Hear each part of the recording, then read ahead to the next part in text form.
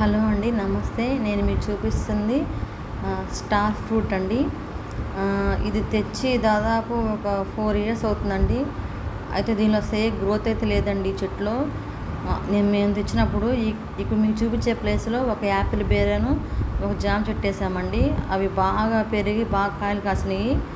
తర్వాత వాటిని తీసేసామండి. అది తీసేసిన తర్వాత ఈ చెట్టు మాత్రం చూడండి ఎలా పెరిగిందో.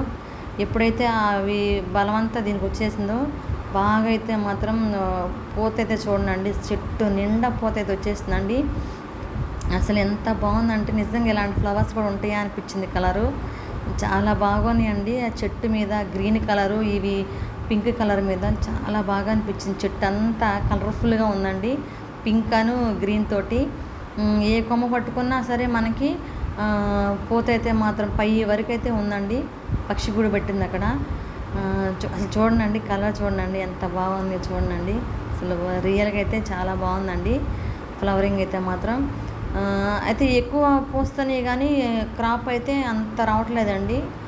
బహుశా ఇది చిన్న చెట్టు అయ్యేసరికి ఏమో కానీ ఒక కాయ అయితే కనిపించిందండి. ఇది స్వీట్ స్టార్ ఫ్రూట్ అండి. అంతకుముందు వచ్చినప్పుడు నేను టేస్ట్ చేశాను, స్వీట్గా ఉంది. చూడండి ఎలా ఉందో. ఈ వీడియో నచ్చితే లైక్ చేయండి.